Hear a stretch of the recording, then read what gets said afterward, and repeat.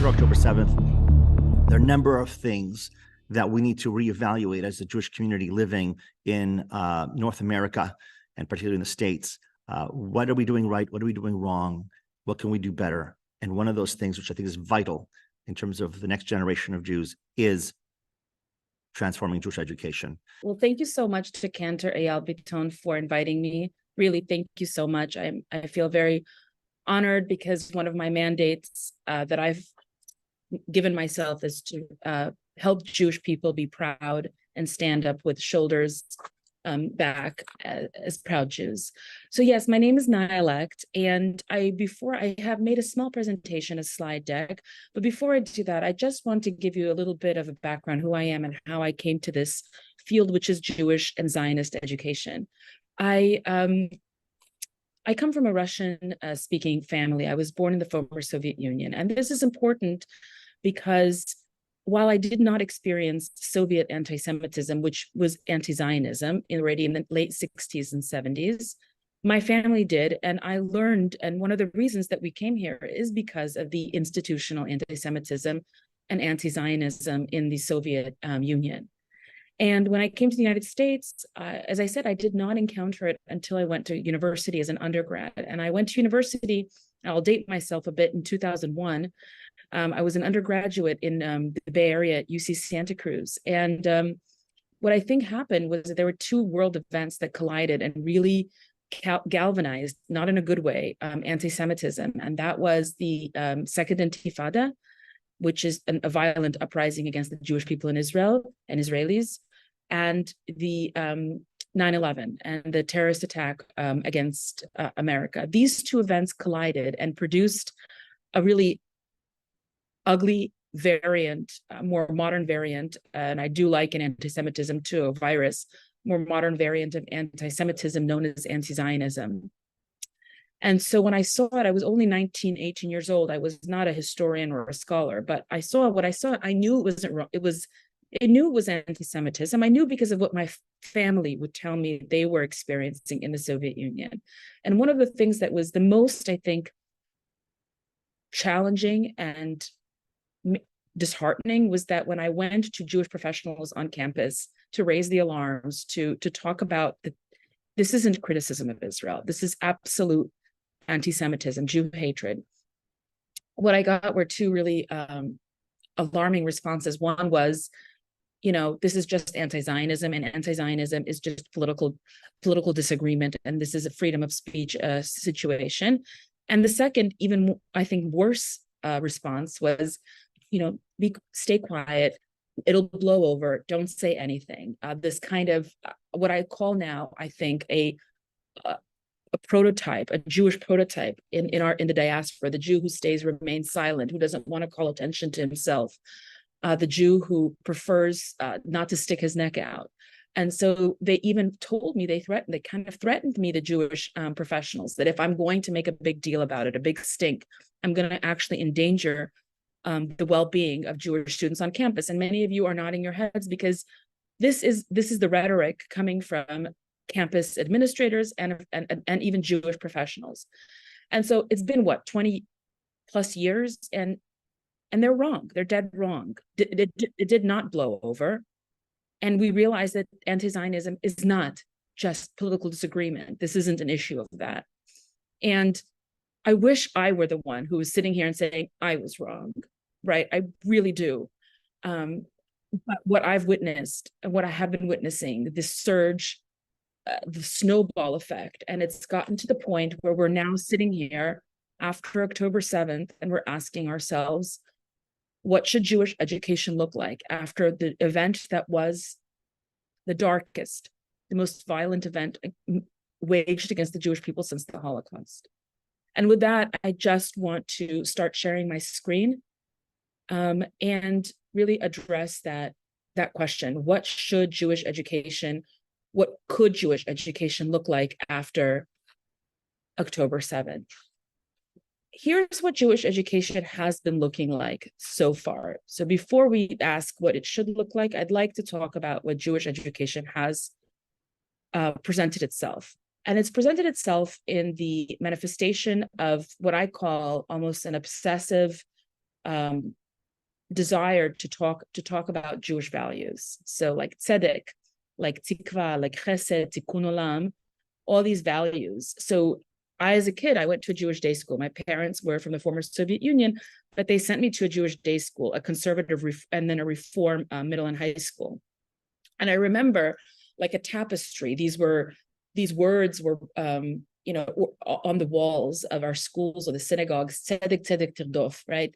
Justice, justice shall you pursue, and tikkun olam, and chesed, and refuah, and all these beautiful values. And so what Jewish institutions and educators were hoping is that through these Jewish values, by osmosis, Jews would become proud, and Jews would become kind, and Jews would become people who repair the world. But what actually ended up happening, and I'm really sorry to say that, is that these values have actually given our Jewish youth ammunition to now side against Israel. And it's like, how did that happen, right? How could something like justice or tikkun olam, which is a beautiful concept, have contributed to educational malpractice within the Jewish world?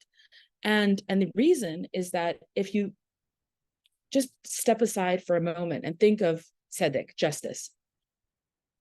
Christians also practice tzedek, justice, and so do Muslims, and so do atheists, actually. What about chesed, kindness, or repairing the world, what we now is social justice? So these are very universal values, and there's nothing really particularly Jewish about them, actually. And so what you see is this, as I say again, this obsession with justice. Tzedek, tzedek tirdof, tzedek, tzedek tirdof, and it was even used during the BLM movement, which, sorry, I'm at a school, so there's a bell, my apologies. So it was used as a permission slip to support movements that actually have a lot of anti-Semitism. One second, I'm going to mute myself. Okay, there you go, I apologize. But here's the thing and I want to really make sure that we all understand. The sentence tzedek tzedek tirdof, when I found out that only recently that actually it comes from a much longer tractate. It's not justice, justice shall you pursue, period. It's, let's read it together. Justice, justice shall you pursue, that you may thrive and occupy the land that I, Adonai Hashem, have given unto you. So it is not about justice. It is about how to rule as sovereigns on the land that God gave you. And it means, what does it mean to rule as sovereigns? And so we've completely kind of misunderstood. Sorry, again, I apologize. One moment. We've completely misunderstood the entirety of that passage, that it isn't just justice, universal justice. It actually is very particular. So to move back to this obsession with these universal values, chesed, kindness, but I could argue that chesed is a value for Christians as well, right? Why is it just a Jewish value? Why? And atheists also practice chesed, do they not? And so what is it that we have been getting wrong in many ways? Why is it that these values have actually contributed to a problem of actually not making Jews more proud of themselves, but actually coming on board of social justice movements? Is there a class now? I don't know. I'm at school and they gave me this room and now these students are coming in. So I may have to move rooms. I apologize to everyone today. That's okay. And so is it how is it that this has happened? And so what we have to ask, and I, as an educator who build out curriculums and I practice something called backward design method, meaning what are my educational goals? What is it that I want our Jewish youth to look like in 20 years from now, or even today?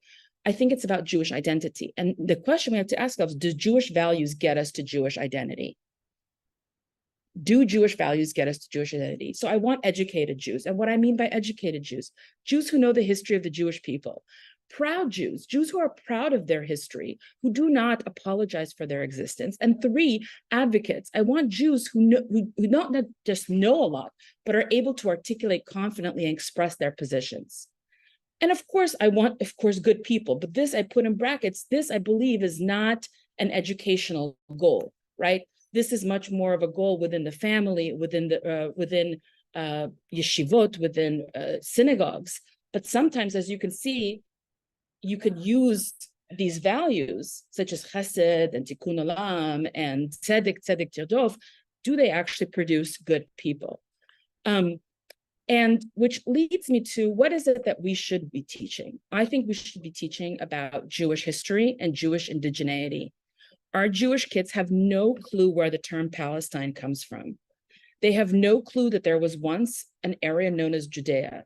I do a lesson all around this coin. This coin was minted by the Romans in 70 AD after they pillaged and exiled the Jewish people from Jerusalem. That entire coin can be a lesson in itself. It's an artifact. It's an archaeological artifact, right? We read, it says Judea Capta. What is Judea? And the students have to go and research. Oh, by the way, we also, as Jews, Yehudim, we have a linguistic tie to the land, Yehuda, Yehudim, right? So we talk about our identity is linguistically tied to the land of Israel. Also, you cannot capture something that is not, you can only capture something that is not yours, which means that what was Judea? Oh, it was a sovereign Jewish kingdom. That's important, right? So I stress in my education, in order to get my goals, proud Jews who are very well versed in Jewish history. Okay? And so at the end, I don't know if you guys know about this, that Israel minted a coin in 1953.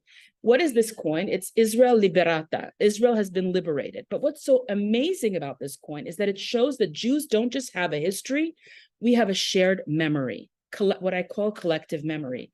And this is kind of where I want to end, which is, I think we need to, my prescription educationally is moving away from Jewish values, not saying that we shouldn't teach them, but if we want to get into Jewish identity, we have to move away from Jewish values per se and into collective memory. Now, why do I say collective memory? Because the makers of this coin are in dialogue with this coin. Whoever minted this coin, and we know it was the state of Israel, was conscientious of the trauma inflicted on the Jewish people. It's our trauma, it's our story when we were kicked out of our ancestral homeland. This is, and so when I do a lesson for teens and college students, we start with this coin. I ask them to do research it. I ask them to research Judea.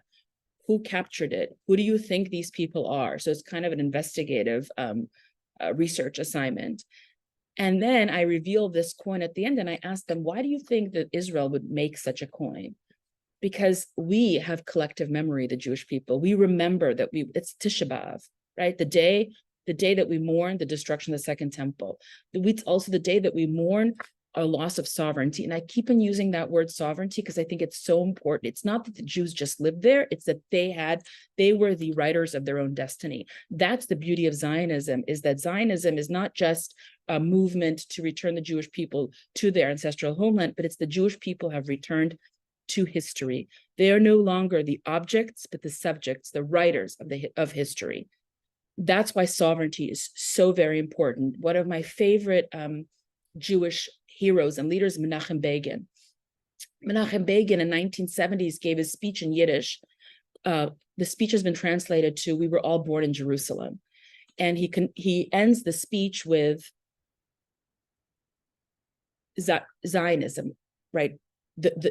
What is Zionism? Zionism is our flag, ancestral land, army, sovereignty, human dignity. These are his 5 things.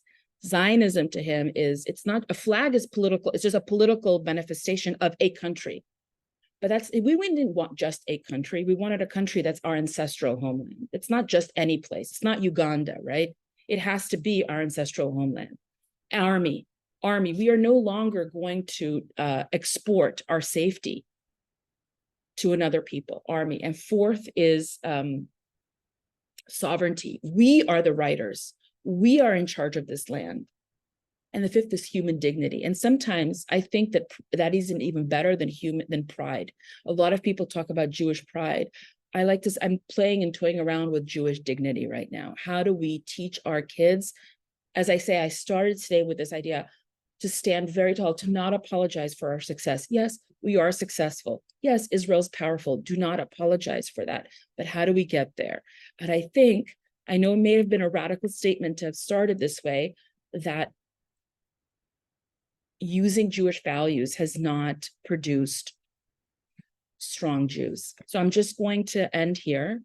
And I would love to be in conversation now with the cantor and obviously any other questions you all may have. And I apologize for the interruptions. We barely heard the interruptions. Thank you so much, Naya. That is fabulous. You've answered so many questions that I had for you. I wanted to explore the idea that, hey, was Jewish education, if not broken, flawed prior to October 7th? And you've addressed that. One of the things that I really love about two of the things that I really love is, and you underlined them towards the end, the Jewish values. We love Jewish values everywhere we go. Jewish values. And as you said, that doesn't make it, there's nothing particular about it. But what was fascinating to me towards the end, when you talked about those 5 items, I think I'm missing one, but the ancestral homeland, the army, the ability to defend ourselves and not rely on others to do so for us, the sovereignty, and human dignity. Human dignity. Mm-hmm. Yeah, and human dignity. All those you did not mention, which I'm glad you didn't. But what about this government or that government in Israel? What about that policy and that policy? I've heard so many people in the States, and for those of you who don't know, I'm Canadian, and so I talk about America sort of from within and a bit from without. And so when I came here in 2017, was really struck by that sense that it's almost a support that what I've seen here, and some people may agree with me, some people may not, but what I've noticed in the States is that there tended to be a lot of support for Israel would be dependent on the politics. Do I agree? Do I not agree with this or that? And what you're underlining, which is a way that my parents taught me when I was a child from Morocco, both of them were immigrants, Moroccan on one side, German on the other. And what they taught me was a love of my people, a love for my identity, and a love for the fact that after 2,000 years of homelessness, we have returned.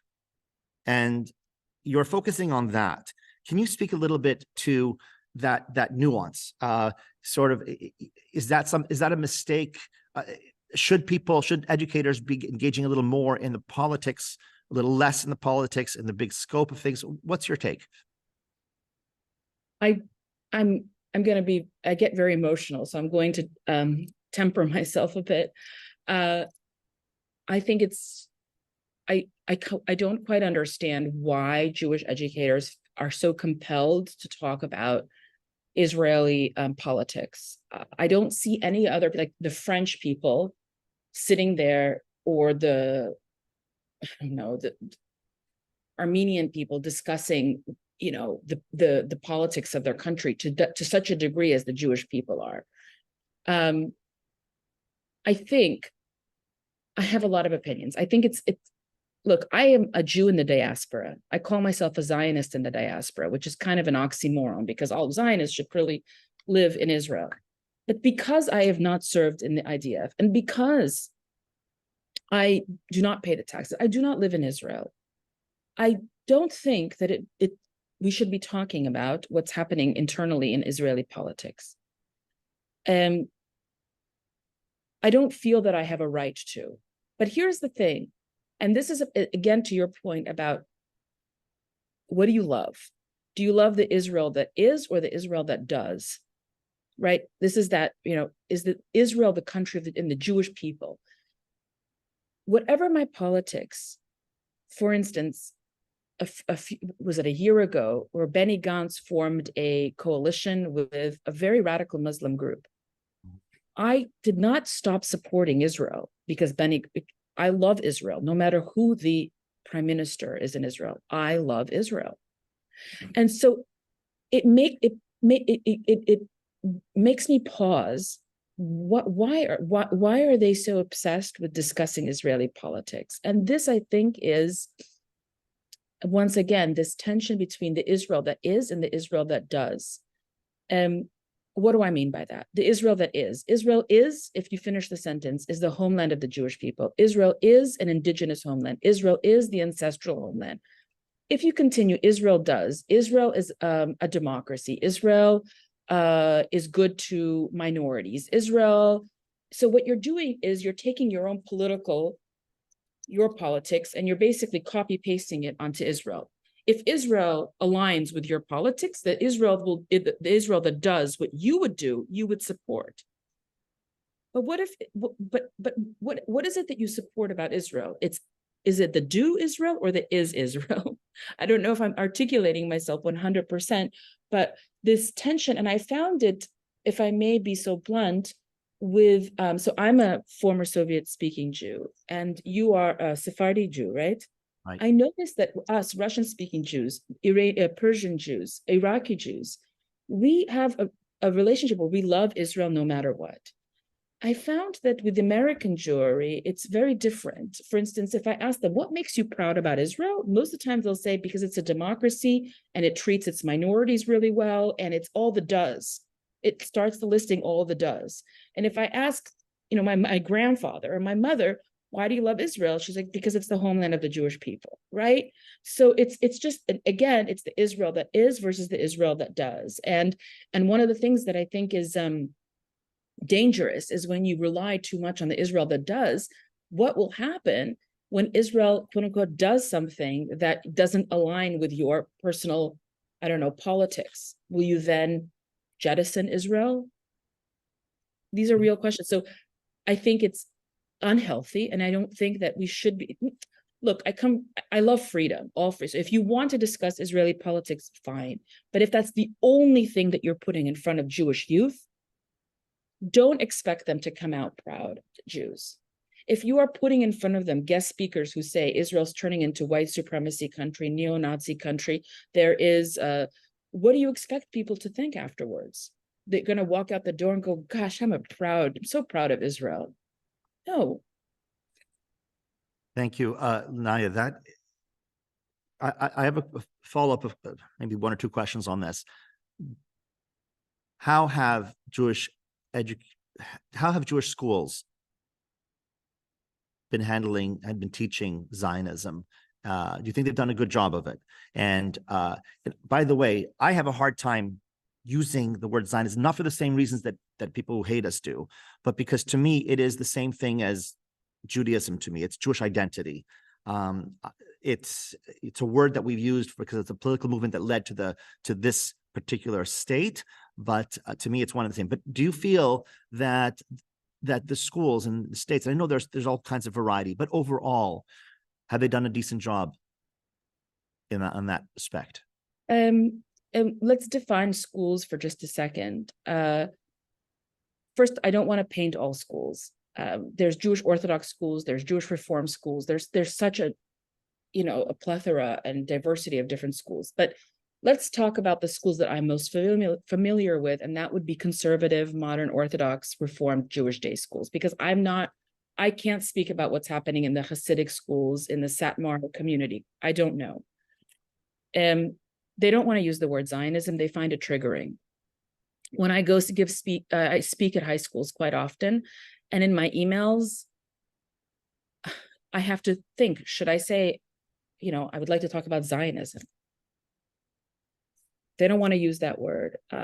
And what I say is, it's not shame on us, American Jewish educators, legacy organization, institutions, for not teaching what you just said, Cantor, that to be a Jew is to be a Zionist. It's one and the same. One of the lessons that I do with teenagers a lot is something I call proto-Zionism. So before the word, like Moses was a Zionist. Yes, Moses was a Zionist. Shalom Aleichem was a Zionist, right? So taking that word that is part of the 19th century and saying, look, just because the word was coined in 1892, I believe, just because it was coined in 1892 doesn't mean that all the Jews who've been praying and longing, and that poem, My Heart is in the East and I'm at the Outmost West, by Yehuda Halevi, he's a Zionist, but that word didn't exist before. And that's the kind of work we need to do with our students, is to say that we need to explain to them Zionism is not a political movement. Zionism is identity.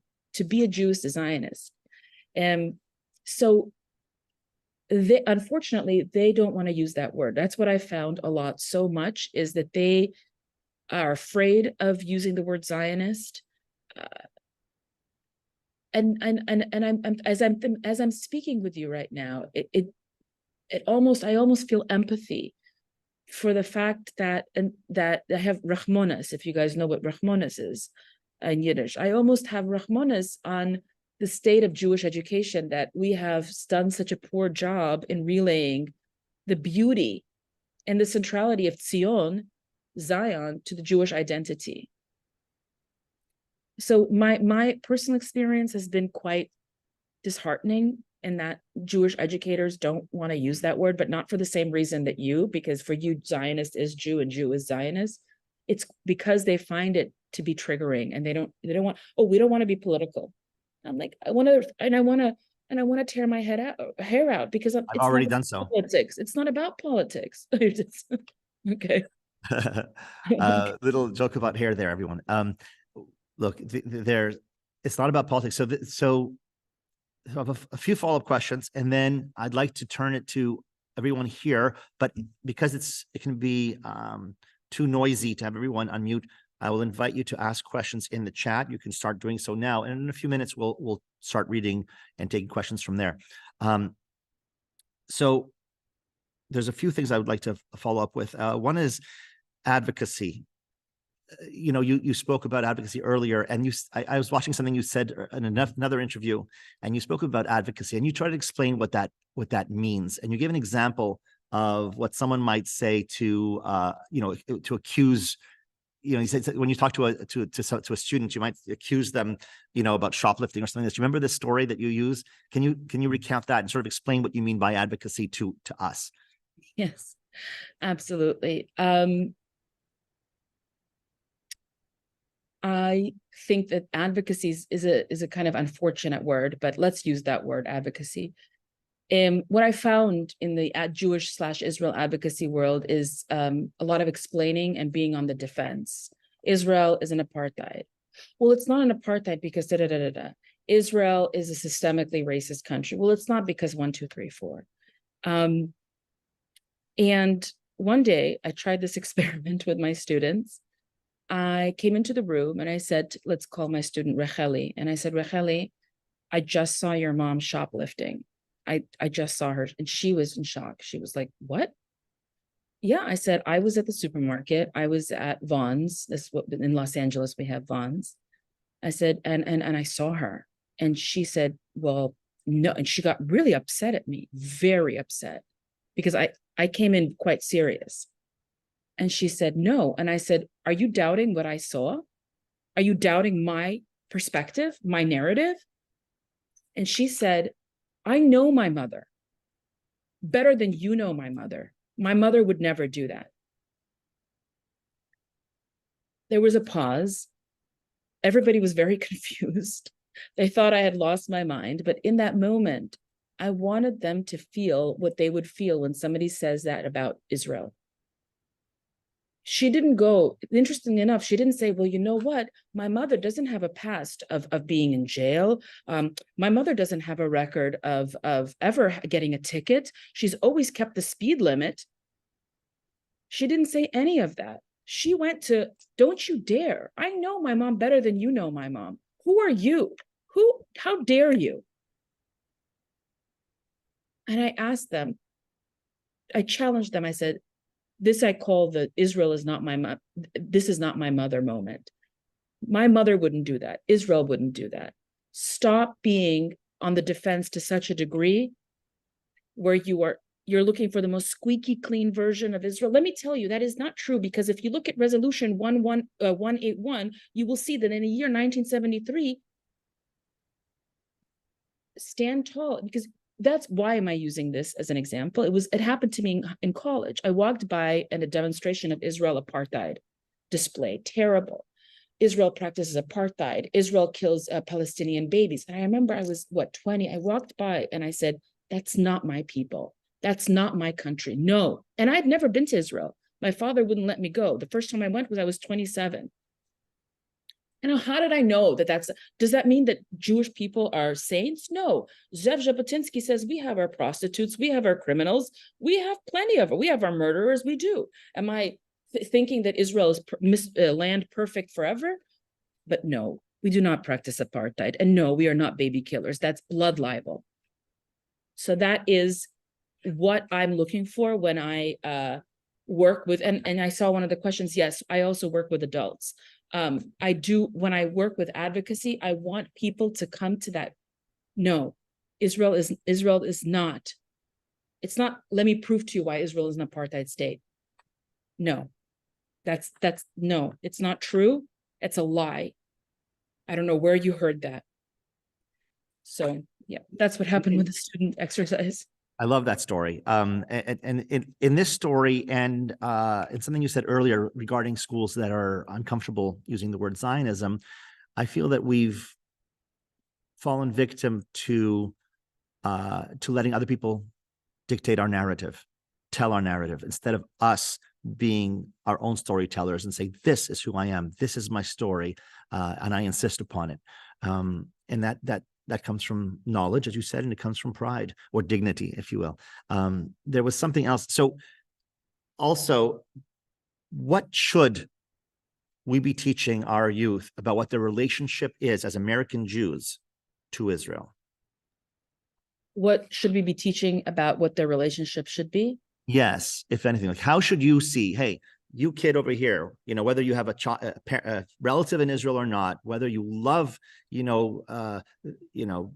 this latest pop song from Israel or not, how should they relate to Israel? What are we? And look, one reason why I'm asking this is you said something about you mentioned some other cultures.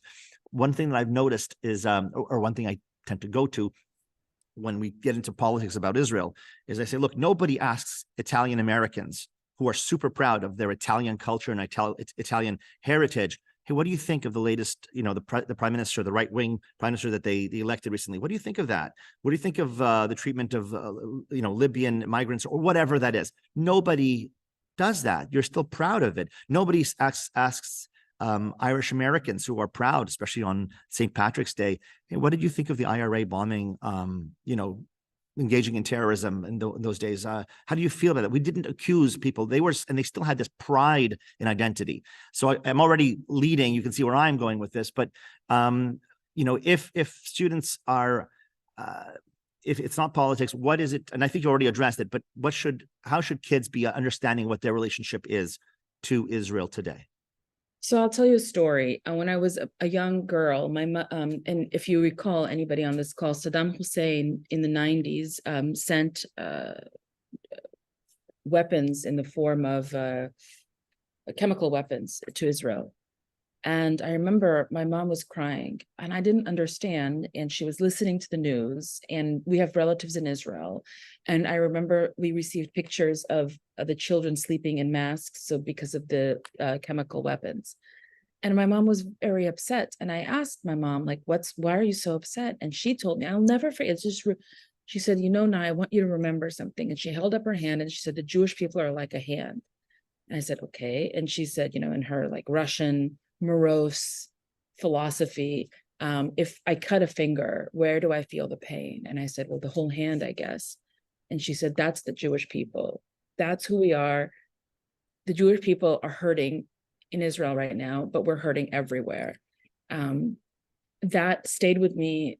It just remained and impressed upon me a deep sense of responsibility and a deep sense of also pride that we are such a people, that we are connected. We transcend time and space. And so if we could just lean into Jewish peoplehood when we teach, it's another concept that we didn't really get to explore today so much, but what does it mean to be a Jew? One of the things that I teach is that Judaism is not just a religion, it's an ethnicity, right? In fact, I think it's even more an ethnicity than a religion. We are called Bnei Israel, Am Israel. You know, the word Jew is not ever mentioned in the Torah, ever. Right? We are known as Bnei Israel, Am Yisrael, the people of Israel, the children of Israel. One of the things that I think would be so beneficial to Jewish educators or education is to start leaning into our ethnic roots and having this idea that we are a small people but a large family. So there's, in addition, thank you, beautifully said. There's one thing that I harp on in my own life, and people I think affectionately roll their eyes at me. I hope affectionately. And that is, when teaching Hebrew, I believe very strongly that we should be teaching accent as much as possible. I understand we're in the States. I understand that. I understand that people in France are going to have a French accent when they try to speak Hebrew. But my daughter goes to a French school here. You know, French is our first language. So she goes to a French school, and everyone in her class back in kindergarten was she and I think another student were the only French speakers. Everyone else, American, ethnically from other places as well. Each one of them was taught to roll their R's in a French way and pronounce French in a certain, more accurate way. And they don't say, j'aime parler français. They don't say that. They're trying hard to follow the authoritative French, or close to the authoritative French. And I find that Jewish schools don't make any effort at all in that. I wish, and I think it's a simple thing, that if we were to insist upon it, teach Hebrew. The same people who speak, people we know, will have a decent Spanish accent, right? They're not going to go me llamo whatever español. They're going to try to say it a little better.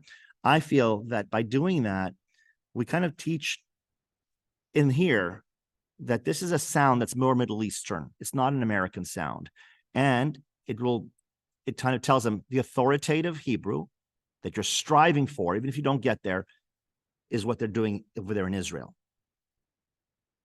So that's my little, that's one of the things that I think is important. I don't understand why Spanish can be taught with an accent, with a proper accent, and French as well, and German as well. And with Hebrew, we don't even try. That's one. The other thing that I wanted to ask you about, and it's fascinating, and I think that it's important that everyone listening and watching pay attention to, that at no point has Naya talked about, I noticed, anti-Semitism. This has been sort of empowering. The way you've been talking about it is, here's how we own, here's where we talk about dignity, the values. It's not about a reaction to hate around us. However, all this that you're talking about enables us to combat the hate. So can you tell me, perhaps, in light of the wave of anti-Semitism that we've seen since October 7th, what, if anything, about your perspective has changed? Or is it more about, hey, it should be clear that we need to make a shift? We need to make a shift. And to your point exactly, you don't fight anti-Semitism by teaching people about anti-Semitism. You have to go to create strong identity, dignity, knowledge. Those people will be able to withstand the tide of anti-Semitism. Why are they unable to right now? Why is everybody scrambling? Why is everybody, oh my God, social media is all about combating anti-Semitism? I think that it'd be fair to say that we've seen the October 7th massacre, the effects of that, the ripple effect. There's this shift everywhere. Everything around us is up for question. Is up. We're looking at what have we been doing wrong? How come we didn't see this? And how do we handle it? I thought our home was, I see many people I thought our home was on this political left, and so many institutions and organizations have sort of abandoned or turned theirs. And one of the other elements is Jewish education. How do we make sure that our kids are equipped to handle this as they grow older? We see universities, and they are hotbeds of, they're hostile to Jewish students. And I worry, and perhaps Naya can speak to this, I worry that about what that means for my child growing up and going to university in 10, 15 years from now. If it looks like this now, is it going to be so bad? Or is it going to be so bad to the point that Jews are going to say, you know what? I'm being told in the classic sort of way it used to happen as well, that if I abandon my attachment to my deity, my sense of being rooted in the land of Israel, my sense of peoplehood, I will gain acceptance, and they will treat me, because that's the price for acceptance in many of these universities. You're welcome, as long as you don't bring your Zionism.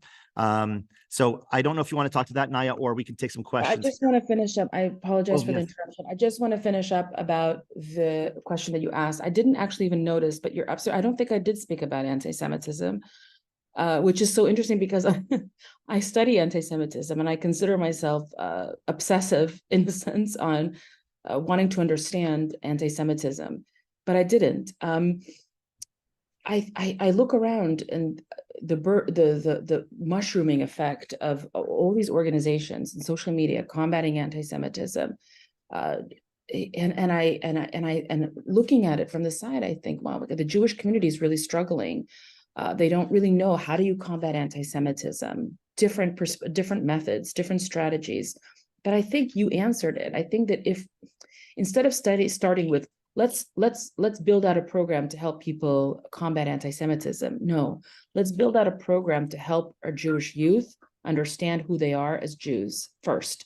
Then let's after they understand who they are, they'll understand that anti-Zionism is an attack on Jewish identity, an attack on their ancestral, national, ethnic Jewish identity. Thank you. Not in order. I see Michael says, speaking as an Italian American, I have been asked about Berlusconi on many occasions, but I will say that I suspect that you were asked what your opinion, and it wasn't conditional on whether or not, as a result of your feelings, whether you should be a proud Italian, right? There's that. So I don't know that's much of it's a question, but it's a point. Let me see if there's another question here. My biggest point, Raisa says, is we always have to be proud of Jewishness and protect it in any way we can in our connection to Israel. Okay. Lisa Eckstein, sorry. Are there a few books on Jewish history that you would recommend? So my favorite book on Jewish history / anti-Semitism is by Joseph Telushkin and Dennis Prager, Why the Jews? The longest, Why the Jews? The Reason for Anti-Semitism. The best book I ever read. Least academic, but the best. Right. That's one. In terms of Jewish history, Gil Troy is a wonderful historian. Why I'm a Zionist, and it's all about Jewish identity. I'm more than happy to send a list over. A more academic book that I like is David Nirenberg's book, Anti-Judaism, and where he traces the birth of anti-Semitism in Western civilization. But in terms of Jewish history, interestingly enough, Joseph Telushkin and Dennis Prager, even the book is titled The Longest Hate, Why the Jews? It's about anti-Semitism, but it actually turns out to be a book on Jewish history.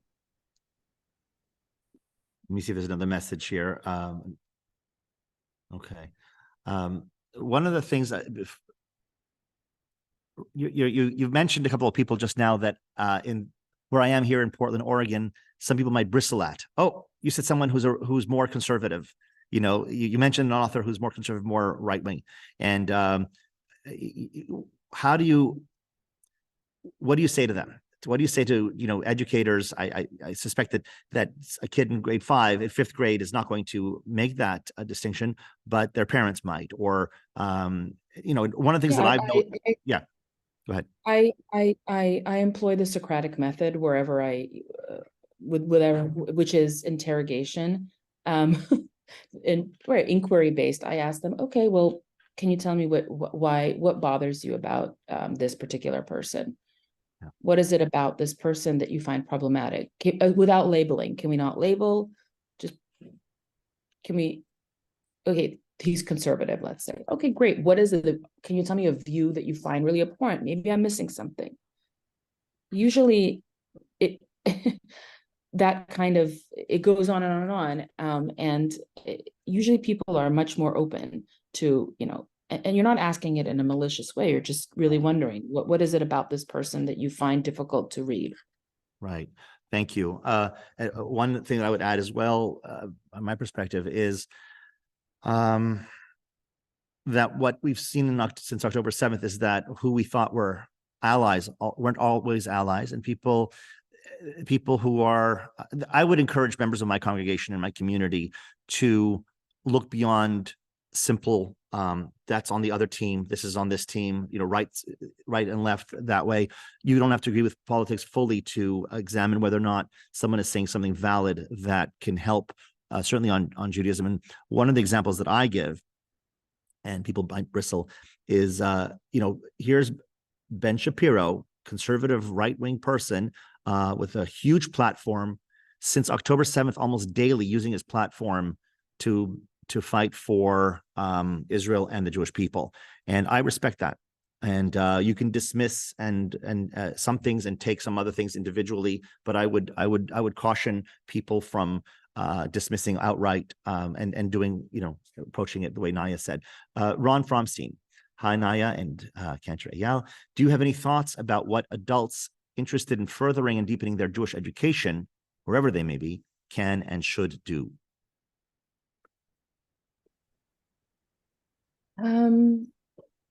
So funny. It's a great question, because I do spend most of my time with youth, with adults. And I want to just stress that as I am speaking with you all today and reflecting on how is it that I hold certain views, I can't give everyone my mother and my grandmother, but it is really, I would say, you as adults here, if you're grandparents, if you're parents, you have an amazing opportunity to affect, to inspire your grandchildren and children, to have these conversations in the car over dinner. In terms of adult, I go to books a lot of times. I love, we spoke about this with Cantor Eyal. I absolutely love Ruth Weiss. Ruth Weiss is a mentor of mine, somebody I deeply respect, also from Montreal, by the way. And she wrote a book called Jews and Power. And I really urge everyone here to read this book, Jews and Power. And it begins with a very sobering sentence, which is that Jewish history really changed after we lost our sovereignty. We started to have a very vexed relationship with power, in the sense that now when we have power and sovereignty, we are in many ways unprepared and want to apologize. It's a wonderful book, Apologize for That Power. And so I would recommend as a book for adults who want to learn more about these concepts that we were discussing today, such as having not just our flag, not just our human dignity, but also our army and our sovereignty. This is something that Ruth Weiss explores. Thank you, Naya. Do you think that Jewish educators will change? That schools in the States are going to make some of these changes that you're talking about? What do you feel? I don't know. I have to tell you, I recently was invited as a guest, and somebody asked me, how are you doing after October 7th as a Jew? And I didn't know that this person was going to ask me this question. So it was like, how am I doing as a Jew? How are we doing? And I said, well, it depends on the day. The answer to that question will change day to day. But one thing I'm very shocked about is how much people have short-term memory. And what I thought for sure would this type of massacre, the enormity, the savagery, that this would shake people up. And indeed, I think in the first week, I was like, oh my God, maybe people will understand. And what I see now, the equivocation, the moral cowardice, these universities that send statements that we share our pain with both communities. I bet you that deep down, they know that they're moral cowards. And regarding Jewish education, I see all these Jewish education workshops processing October 7th, but I worry that they're applying the Jewish value lens. That's what I worry. Yes, I see a lot of just conversations. How do we teach about trauma again, about what happened? But if I were a fly on the wall, I think I'd be very dismayed, because I think they'd be approaching it from a methodology that's rooted in Jewish values. Yeah, and this is, I mean, I asked that for that reason. I worry that we're not going to change, and I fear that I think there are three things that have to happen after October 7th. One is as a people. Okay, one is about education. I kind of addressed this earlier. One is, as a community, as individuals, we need to identify who have stood by us, who our allies are, basically, and be ready to change based on facts, not based on belief system. Looking at, well, who stood with us and who didn't, and who's willing to kind of see the demise of Israel and basically another Holocaust, and who reassess that. Two, demand better from our institutions, whether they're schools, whether they're political parties, whether they're other kinds of institutions. Same thing. Say, look, I am not supporting you unless I feel seen. And the third is this transformation of Jewish education. And I worry that if we don't address these three things, we're not going to move from where we are now. And so I do believe that in the future, there'll be plenty of elements of Jewish schools that won't make this change, but will there be enough? And so perhaps will there be enough? And two, if they don't, what's your outlook on American Jewry? If we don't make internal changes, what do you feel? First of all, you're talking to a Russian speaker. Everything is depressing and can only get worse. So unfortunately, so if you are looking for an uplifting answer here, look, I can't give you, I'm not a seer, I'm not a prophet. I don't know. I worry very much so. As I said just earlier, a few minutes ago, again, I see the burgeoning of so many Jewish initiatives around fighting anti-Semitism, and how should we talk about Israel after October 7th. And I worry again that those important questions are being misplaced because of incorrect methodologies. But at the same time, I was speaking to my cousin on the phone, because she's kind of she's alike. She and I think alike, and I was bemoaning the state of affairs. And she said, Naya, it just takes one person. You're an educator. What you're doing, and you don't know. I'm not saying I'm an Alexander Solzhenitsyn or an Natan Sharansky, but it took one person to do so much amazing things. And all of you on this call or listening to this podcast, you have so much power. And when you could be that person that affects a future Jewish leader by telling them about Jewish peoplehood, by doing what my mom said to me, when she told me about that the Jewish people are a hand. And I carry that with me, both as a responsibility, but a great privilege, that the Jewish people are always connected by time. It doesn't matter of space or time. So we have a lot of power. That's the positive. I'm not sure what I can tell you about the future of American Jewry. I don't know. I can't. I'd rather not. I hear you, and I'll say one more thing. I know you have to leave very shortly. That to push back on that idea that you're not a prophet, I want to say that prophets in our sacred texts had truths to impart to their communities. They looked at the politics around their society, and they kind of gave warnings to people. It's not simply that they were messengers of God and they were telling gloom and doom, and this is exactly what's going to happen. Read the signs around you. And I think so. We're blessed. We're lucky to have people like Naya showing us a way and giving us, I think, a better way, a better alternative in terms of education that will empower our students. And all that she and other people who have truths to impart to our people, all that they can do is tell us and lay it out for us, and we have to take that and go, yes, I think that I need to make a change. Yes, I think my school needs to make a change. Yes, I think whatever that might be. The messages are there. It's up to us to not enforce, but to make these things happen. And it behooves us to. Right, because you are right about that, because a couple weeks ago I went to Milwaukee. I was invited, and we did a Shabbaton for adults and we did a Shabbaton for youth, and we built out the program there. And so there's a lot there is a lot we can do. There's a lot everyone here can do. You're right. And there's an urgency, I would say. No, now on that troubling note, I want to wrap things up and say, usually I announce what we're going to do next week. I don't have guests yet aligned for next week, but we're working on it, and we're making this a weekly thing, Thursday around noon. Please pay attention to notifications and what have you. This session will be on, I think it will be on YouTube, if you're okay with that, Naya, at some point, and will also be on our podcast, Proudly Jewish.